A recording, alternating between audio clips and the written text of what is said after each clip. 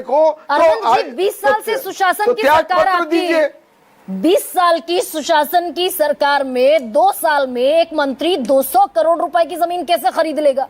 सवाल है कि नहीं है?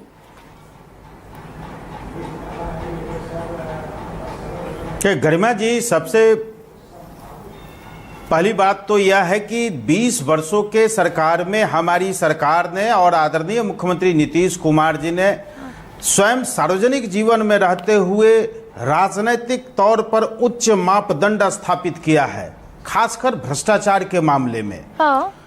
देश का कोई भी व्यक्ति, कोई भी राजनेता या किसी भी सेक्टर में काम करने वाले लोग नीतीश कुमार जी पर भ्रष्टाचार के मामले पर कुछ नहीं बोल सकता है।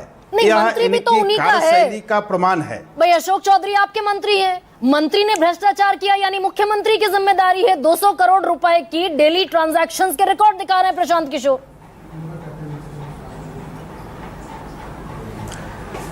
हमारी पार्टी की ओर से पार्टी के मुख्य प्रवक्ता आदरणीय नीरज कुमार जी ने प्रशांत किशोर पर किस स्रोत से उनकी पार्टी को पैसा मिल रहा है, कहां से पैसा आ रहा है, गंभीर आरोप लगाते हुए प्रेस कॉन्फ्रेंस किया था और उनसे जवाब मांगा था। लेकिन आज 4 महीने बीत गए, प्रशांत किशोर जी स्वयं हमारी पार्टी की ओर से लगाए गए उन तमाम बिंदुओं, तमाम आरोपों का एक भी जवाब नहीं दिया है। नहीं भाई, प्रशांत स्वयं कभी इस पर चर्चा नहीं किया है। एक सेकंड अरविंद निषाद, अरे भाई सुनिए ना, नहीं अरविंद जी सुनिए, अरविंद जी सुनिए। नहीं, बिल्कुल नहीं। होम डिपार्टमेंट आपके पास है, पुलिस आपके पास है, प्रशांत किशोर पर आरोप है, पकड़िए, अंदर डालिए। किसने रोका 4 महीने में? देखिए, ये मैं उत्तर देने के लिए ही मैं आया हूं। हाँ। गरिमा जी, मैं उत्तर देने के लिए आया हूं। हमारी पार्टी की ओर से जब आरोप लगाए गए और जब प्रेस वालों ने प्रशांत किशोर जी से पूछा तो उन्होंने उलूल जुलूल उत्तर दे करके प्रश्नों का उत्तर नहीं दिया। ठीक है। आज प्रशांत किशोर जी हमारी पार्टी और हमारी सरकार पर बेजा आरोप लगा रहे हैं, सिर्फ और सिर्फ चुनावी लाभ लेने के लिए, चुनावी शिगुफा छोड़ने के लिए तो मैं आपकी इस बात तरह मानूं के या आपके आरोप मुख्य लगा रहे हैं। प्रवक्ता, मैं अगर आपकी बात उनके मानूं तथ्यों अरविंद में निषाद, या आपके मुख्य प्रवक्ता नीरज कुमार की बात मानूं? नीरज कुमार कह रहे कहे का मानस पुत्र, नीतीश कुमार का के करीब रहने वाला आदमी ऐसा काम नहीं कर सकता, असंभव है, जवाब देना पड़ेगा, पार्टी को जवाब चाहिए। और अशोक चौधरी खामोश बैठे हैं। हमारी पार्टी के मुख्य प्रवक्ता का ही बात माना जाए। हाँ। हमारी पार्टी के मुख्य प्रवक्ता नीरज कुमार जी की ही बात मानी जाए, इसलिए मानी जाए कि जब नीरज कुमार जी ने प्रशांत किशोर जी पर आरोपों की झड़ी लगा दी तो आज तक जनसुराज पार्टी की ओर से कोई भी ऐसा अधिकृत व्यक्ति जवाब नहीं दे पाया। क्या कारण है भाई? कि आपके ऊपर अरविंद निषाद 48 घंटे में अशोक चौधरी का मुंह क्यों सिला हुआ है? ये कौन पूछेगा अशोक चौधरी से?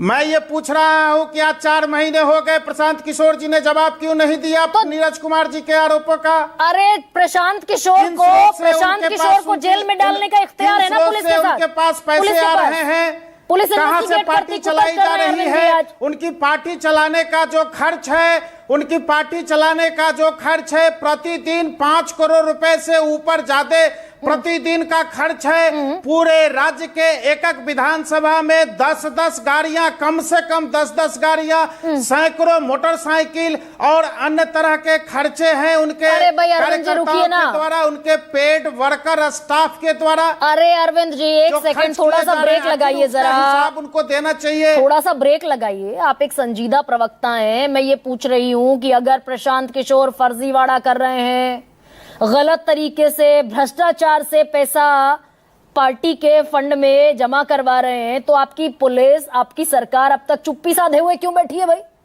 इनएफिशिएंसी आपकी सरकार की। मैं ये नहीं कर रहा हूं।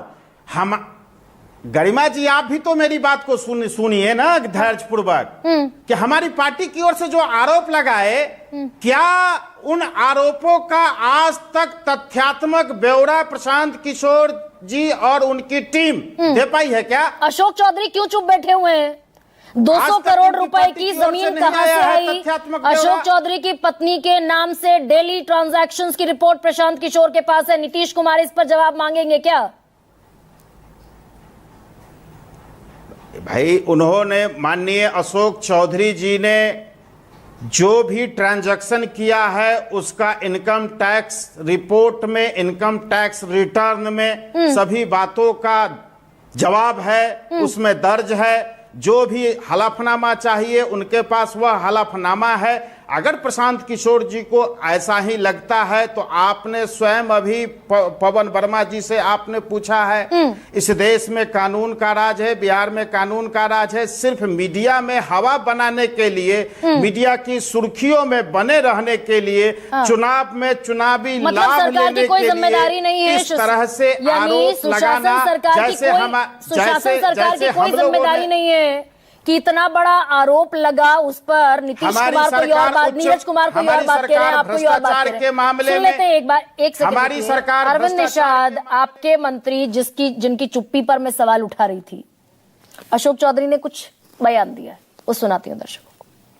अशोक चौधरी माननीय मुख्यमंत्री नीतीश कुमार के दाहिने हाथ, इनका हालत देखिए।